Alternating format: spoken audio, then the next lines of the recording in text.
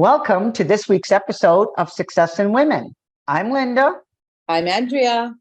And today we're going to be talking about core values.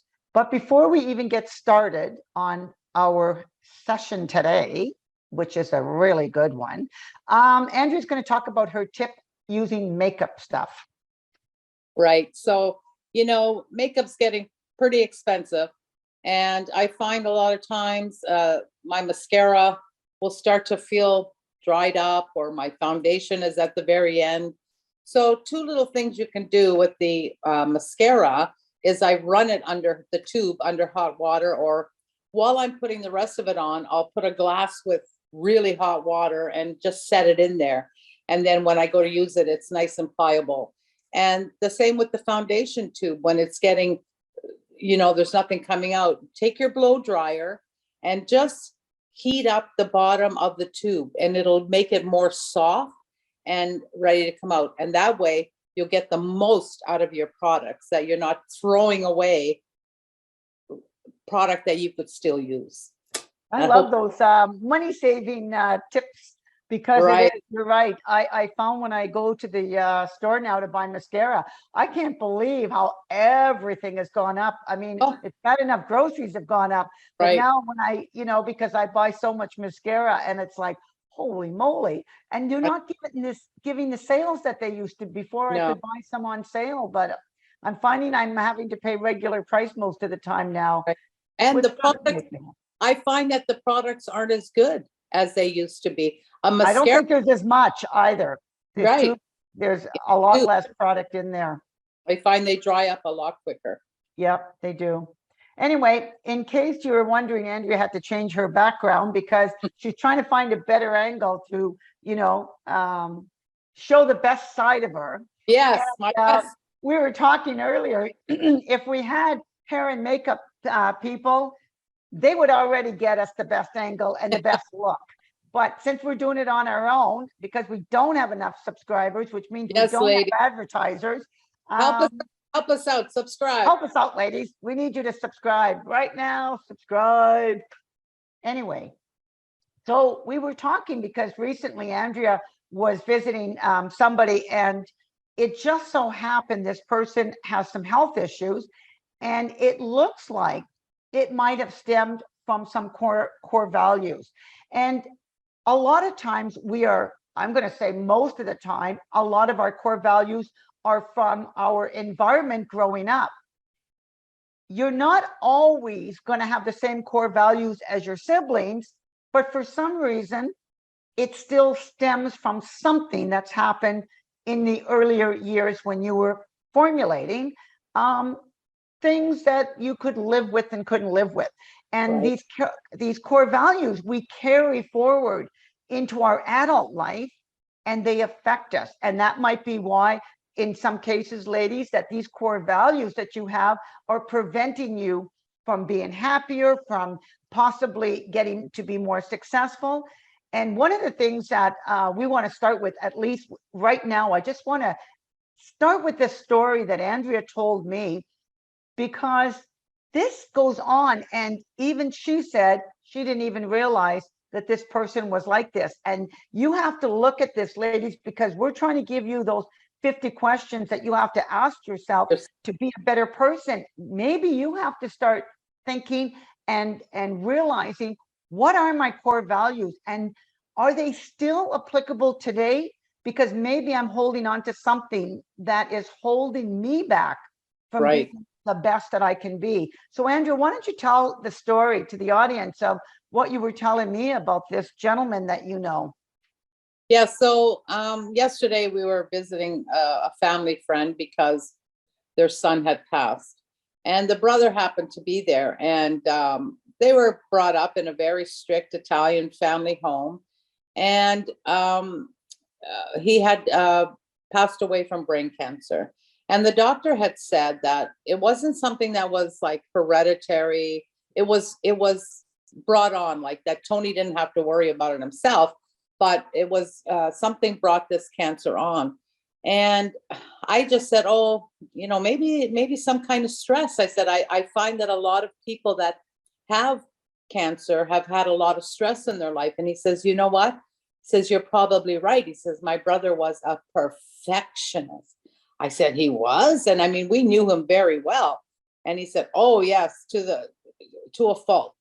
And everything had to be perfect. The home, the children, the work, everything had to be just so.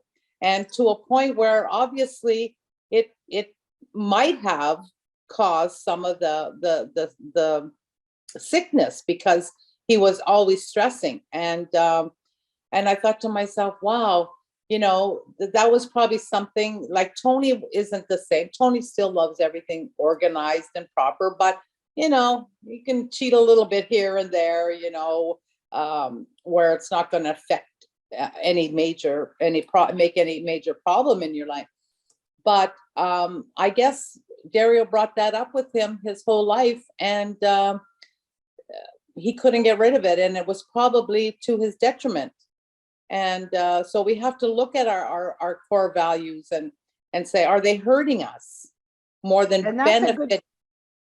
That's a good way to put it. Are they hurting us? Because you wouldn't think that a core value could hurt us. But as you mentioned, we're not saying that, you know, everybody who gets cancer has had some major core value or stress, but it can be an attributor. And so you always want to reduce stresses in your life, but maybe you don't even realize that some of your core values are actually causing you stress, and that stress is causing you, I'll say, more difficulties in your life than needs to be. Exactly. And like for example, we were talking earlier about, in our generation, it was more proper for a woman to stay home with her children. If she went to work, it would be like, oh, you're leaving your children. How can you do that? This generation, my daughter's generation, if you stay home with your children and you don't work, that's the total opposite of what we grew up with. Oh, you don't work? How do you survive? Like, how can you stay home all day with your children? I would be bored to tears. Well, maybe you would be. And if that's the case, that's fine. But is that guilt stopping you from either staying home or working? So those are things you have to look at. Like, why do I want to stay home? Is it because I feel guilty? I really won't be happy, but I'll appease my guilt, and the opposite. Or the opposite. Am I going to work because I feel pressured and that I should be a super mom? Yeah. And I'm dragging down myself, my marriage, my children. You know, you have to look at that. And actually, it's funny you mentioned that, because again, I'm going to quote Dr. Laura because I listen when I can, but she said that she's had a lot of women calling in because exactly what you said, they want to stay home with their children, but it's the pressure that they're getting from their families and colleagues at work that are saying, stay at home, like making them feel like, what, are you crazy? Like, nobody stays at home and raises their own kids anymore. and they're feeling that pressure. Yeah. And it's like, because the whole core value has changed for them in the opposite. And now their core value is they're supposed to go out and earn their way, their keep. It's not up to, I'll say, their partner to, you know, be the breadwinner anymore. They have to contribute equally. And it's like, now they're guilted into going to work instead of, you know, in the old days, guilted if they wanted to stay home. I mean, it's really, you know, what's funny, because when you mentioned also about, you know, and I'm not sure where my ex-husband got this core value in particular, because he didn't grow up in, I'm going to say, you know, like a two-parent home. He was raised by his sister and his brother-in-law. So we didn't have, I'm going to say, the structure that, Andrea, that you would have had and what I would have had in the traditional household, you know, mom, dad, and, you know, your siblings. So he had some of his siblings, he had his nieces and nephew. He was raised in this blended, very chaotic household. Anyway, but my ex-husband was such a perfectionist, like you were mentioning, this friend of yours, that it sometimes would cause some friction. And that would be friction in, I'm going to say, our relationship, because I am one that doesn't worry so much about, having everything perfect. I like things neat, but they don't have to be. I'm not anal about any of this stuff. So Right. when I was married to my husband, and I would plant flowers in the front of the house, and I always did impatiens because it was a shady, because it faced north. They just used to grow like crazy. When you plant impatiens, you can just put the impatiens in, and I Right. would put in the red and white, because I know once they fill up, it all looks pretty. Mm-hmm. But if my husband had come home and seen, because when they're just new little plants, that they weren't exactly uniform, he would go all like crazy, because he just felt that everything had to be precise. And even if I cut the grass, as long as I cut the grass, I felt it was all done. But when you first cut the grass, you can see the lines. So he always wanted me to cut it in a particular way, so that when you looked at the lawn when it's freshly cut, you could see those very precise Distinct. lines. I And think he was a perfectionist too. no, he was. And that's what I was going to say. But when you look at his environment, where would he have gotten these core values and maybe because everything was so chaotic and Yes, so, I'm going to say, not in order, he went the extreme opposite, that's and right. everything had to be very orderly. The one good thing about being married to a person like that is that if I didn't like, I'll say, when he criticized something that I did, I just said, you do it. And he did, and did it to his perfection, Yeah, which yeah, made me happy because I didn't have to worry about doing it. But right, I never had such deep core values in perfectionism. That was right, never my thing. And right. for me to live with somebody like that, it makes it a little bit challenging. And again, you have to look at yourself and what are your core values? And maybe in your journal, you start writing down some of the things that you believe in, and then look to see, are these still valid today? Maybe I'm obsessing about Right. some values that I thought were important that are no longer important, that And maybe if I can't come to the conclusion myself of how to undo, I'm going to say, this damage, because in some cases it is damage. You yes, need to get some expert counseling in order to find out the reasons why, where these core values came from, and then reprogram your mind into right, new core values, because you also want to be a better influence on the people around you.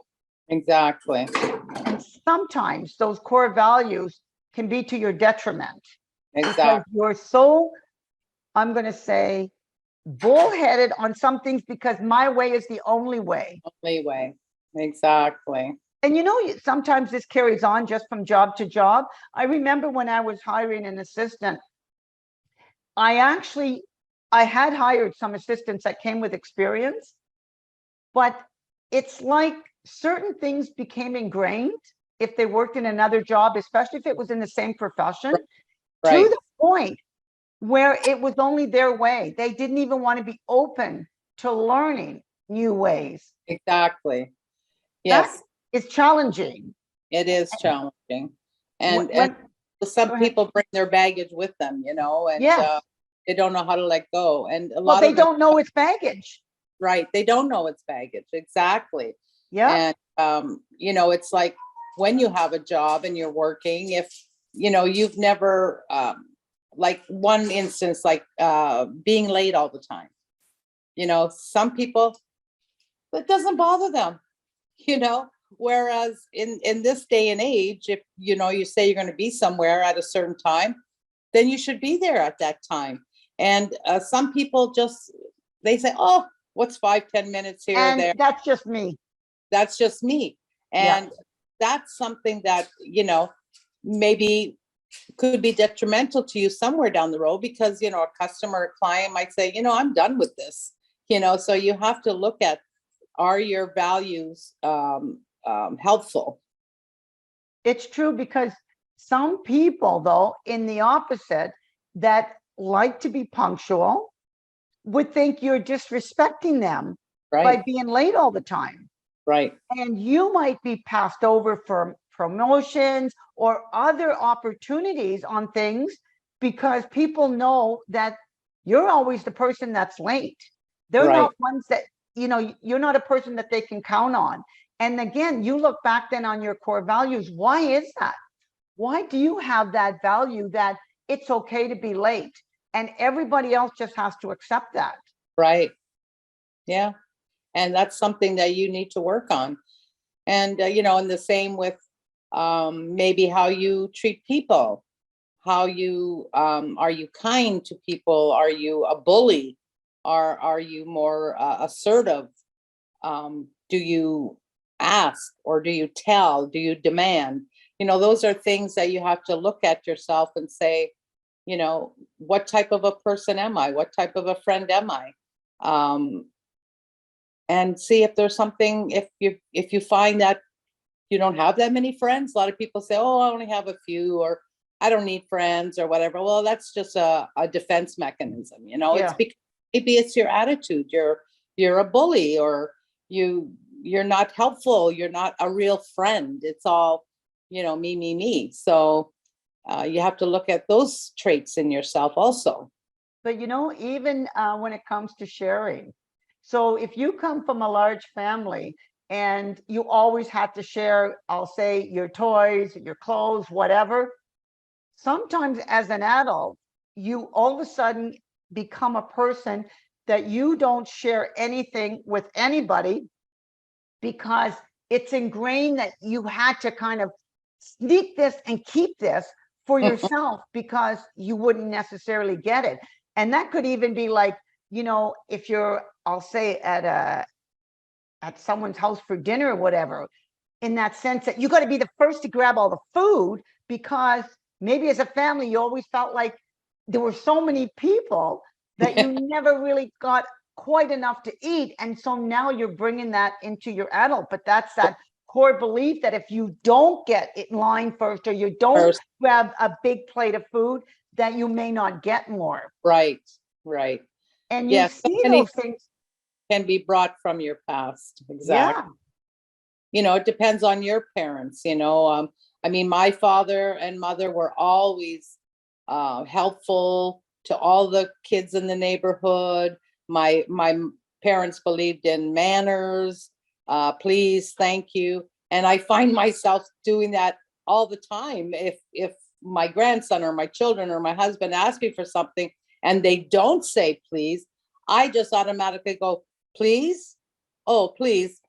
So it's something that was brought from my past, because my father instilled that in us, please and thank you. And especially if you were talking to elderly people, that was so important in our day, to respect the elders. And nowadays, you don't see that so much.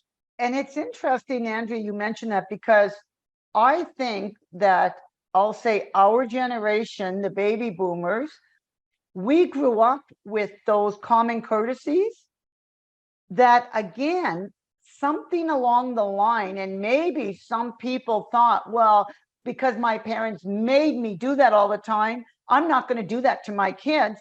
And Right. yet now a lot of young children, adults, are not saying please and thank you. It's not common for them to say it. And Or that's something that Mr. and they've taken. Mrs. Mr. and Mrs. is really gone. Like, I find people calling me Andrea, and that's fine with me. But in our day, it wasn't You would allowed. never do that. I know. Never. I So, know, but I find what's gone a lot is the please and thank you. And I yeah, think that, again, if you're looking at core values, you got to start looking at some of the core values that have been lost right. along the way and get back to those basics, because even that is something on those common courtesies that make you a better person. When That's you right. can say thank you when someone has done something nice for you. Right. I know And even that goes a long people, way. That goes a long way with it other. goes a huge way, Andrea, They say, for oh, sure. wow, this person is, understands life and respects other people. It's not just about them. When they hear you say, oh, would you mind doing this, please? You hear people say, get me this, get me that. Excuse me? I don't like to be around those type of people. I Yeah. want someone to say, could you please hand me this? Could you Yeah. please hand me that? Thank you. And no matter what I do for somebody, and I always do it for anybody, and that comes from my parents, and helpful. If people now, here's another thing. So my parents were very helpful. They always took in whoever, if kids needed a ride to the hockey arena, my father was there for them. So I'm a people pleaser, and I like to say yes. So there's another thing that could be detrimental, because if you take on too much, then you're not happy, then you're stressed, and then everything starts to break down. So you have to learn the balance. And, in my younger years, I said yes way more than I probably should have, because we were curling. So you want to say yes to everybody if they needed a spare. The dance world, somebody needed a ride. Yes, yes. And then in my home life, yes, yes. You get stressed out. And I felt it at one point in my life. And then finally you have to say, you know what, you got to stop. You can't please everybody. Take on what you can and what's important for your family. And I did that, and way more happier, like I was so worried about not curling when we bought the place in Florida, that we myself and another lady were trying to get them to let us curl from September to December. And I thought to myself after, why bother? If they don't want us there, then that's something else off my plate. Don't have to worry about that, because, getting ready for Christmas and going to Florida, blah, blah, blah, it would be stressful. So yeah, sometimes that can be detrimental if you're saying yes too much. Yeah. And that could be from your past, like from when you were a child, your parents always helping others, the community and making you do things for others and helping others. So yeah. I think and I agree with what you're saying. And I've never been a people pleaser to that point. No, I mean, I do, but not to the point of you, because and I know, Andrea, I think there's got to be that balance where I need to please more people. You have to please less people, because you are a lot of times going in many different directions because you want to make everybody happy. And as much as I don't want to make people unhappy, I do think how this will affect me Right. and what's going on with my life as well. Right. Right. But where I find, with the young people, it's always just about them, period. There's no more please and thank you, but there's no more trying to accommodate people. There's no more anything. It's all about, and I find make them happy, which maybe like there's a balance there too, because my daughter does not stress out about her house, what it looks like. If I want her to come over on the weekend, I just want to chill. I would have never said that if my in-laws asked me over, or somebody asked me over on the weekend. I'd be okay, yeah, we'll be there, especially my in-laws. But they're like, nah, we just want to chill. Okay, well, that makes them happy. Doesn't make me so happy, but sometimes it works out, because then I have the day to myself. True, but that's why I'm saying it's got to be that balance, with what are the core values? What are the core values that's really good? And when you write them down, all the core values you can think of, but what's good and is you can improve on. Right. But what's the bad core values that's really holding you back? Hold you back. Yes.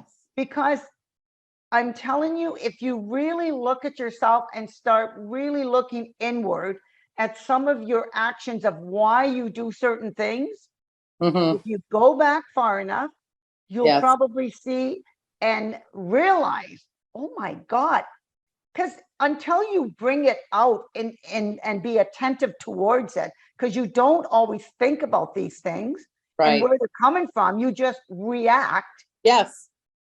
When you start thinking about it and you think, holy, I didn't even realize I was doing that. I didn't even Yeah. realize this is where it's coming from. Right. And also that influence on your kids and or grandkids now, because like you said, Andrea, you have a grandchild. Sometimes they don't always say that please and thank you, but you make sure that if they're asking for something, they still get that, because Exactly. they can only get it if they're taught that. Exactly. Exactly. I know. I just think that there's a lot more to the core value than people realize, because those core values are making their beliefs. And when they believe Right. certain things, it's holding them back. And one of the biggest myths out there is about money.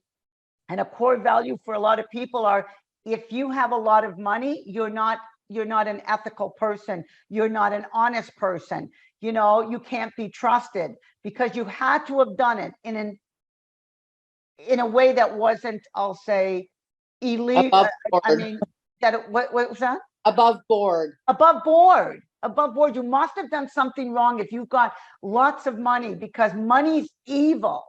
Yeah, you stepped on people, or you did this, Yeah. or Like, that. what did you do to get Not it, all right? the case. Yes.